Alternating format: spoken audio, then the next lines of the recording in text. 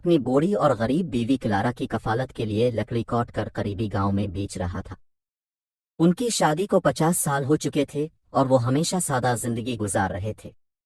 اپنی جدوجہد کے باوجود وہ ایک دوسرے کی کمپنی سے مطمئن تھے۔ ایک دن جب ہنری کام پر نکلا تو اسے ایک عجیب اور خوبصورت سبزی ملی جو اس نے پہلے کبھی نہیں دیکھی تھی۔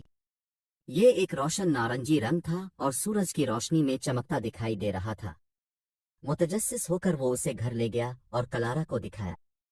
اس نے کبھی ایسا کچھ نہیں دیکھا تھا، لیکن وسائل کی وجہ سے اس نے اسے رات کے کھانے کے لیے پکانے کا فیصلہ کیا۔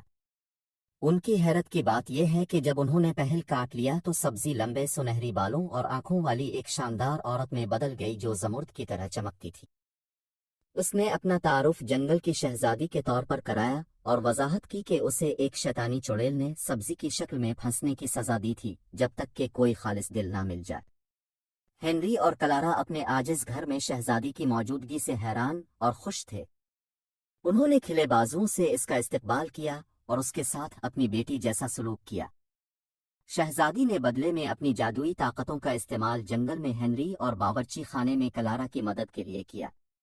وہ درختوں کو تیزی سے اگا سکتی تھی اور پھلوں اور سبزیوں کو ذائقہ میں زیادہ امیر بنا سکتی تھی، جس سے ان کا کام آسان اور کامیاب ہو جاتا تھا۔ جلد ہی جنگل کی شہزادی کی طاقتوں کی خبر پورے گاؤں میں پھیل گئی اور ملکہ، جو اپنے لالچ اور حسد کے لیے مشہور تھی، نے بھی اس کی خبر سنی۔ اس نے گاؤں کی بڑھتی ہوئی دولت کو دیکھا اور اسے ڈر تھا کہ گاؤں والے اس سے زیادہ بادشاہ کی تعریف کرنے لگیں گے۔ لہٰذا اس نے بادشاہ کو شہزادی سے چھٹکارا حاصل کرنے پر راضی کیا، یہ دعویٰ کیا کہ اس کے اختیارات گاؤں کے لیے خطرناک ہو سکتے ہیں۔ بادشاہ، جو ایک مہربان اور انصاف پسند حکمران تھا، نے شہزادی کو نقصان پہنچانے سے انکار کر دیا، لیکن ملکہ پرعزم تھی۔ اس نے شہزادی کو پکڑنے اور مارنے کے لیے شکاریوں کے ایک گروپ کی خدمات حاصل کیں۔ ہنری، جسے شہزادی کا شوق بڑھ گیا تھا، نے ان کا منصوبہ سنا اور اسے خبردار کیا۔ گھبراہٹ میں شہزادی نے اپنا جادو ایک غریب لڑکی میں تبدیل کرنے کے لیے استعمال کیا اور گاؤں میں فرار ہو گئی۔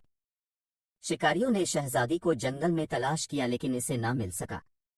ملکہ ان کی ناکامی پر غصے میں مدد کے لیے گاؤں والوں کی طرف متوجہ ہوئی اور ہر اس شخص کو انعام کی پیشکش کی جو شہزادی کو پکڑ سکتا تھا۔ گاؤں والوں نے انعام کے لالچ میں ہر طرف تلاش شروع کر دی۔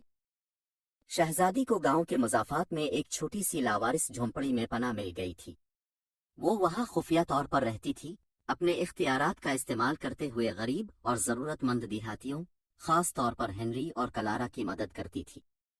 وہ اپنی اصل شناخت ظاہر نہیں کر سکی کیونکہ ملکہ کے آدمی ابھی تک اس کی تلاش میں تھے۔ ایک دن گاؤں میں ایک بوڑھی عورت کی مدد کرتے ہوئے شہزادی کو ملکہ کے آدمیوں نے پکڑ لیا۔ وہ اسے ملکہ کے پاس لے جانے والے تھے جب بوڑھی عورت نے شہزادی کی اصل شناخت ظاہر کی۔ گاؤں والے، جو شہزادی سے پیار کرنے اور ان کی تعریف کرنے لگے تھے، ملکہ اور اس کے غیر منصفانہ طریقوں کے خلاف کھڑے ہوئے۔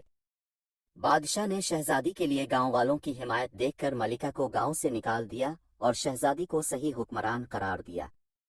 شہزادی نے گاؤں والوں کی مہربانی سے متاثر ہو کر گاؤں میں اپنی ملکہ کے طور پر رہنے اور اپنے اختیارات کو سب کی بہتری کے لیے استعمال کرنے کا فیصلہ کیا۔ ہنری اور کلارا، جو اپنی بیٹی کی طرح شہزادی سے محبت کرنے لگے تھے، اس کی نئی خوشی پر بہت خوش تھے۔ اس دن سے گاؤں خوشحال ہوا اور گاؤں والے امن اور ہم آہنگی کے ساتھ رہتے تھے۔ شہزادی، جسے اب جنگل کی ملکہ کے نام سے جانا جاتا ہے، اپنے اختیار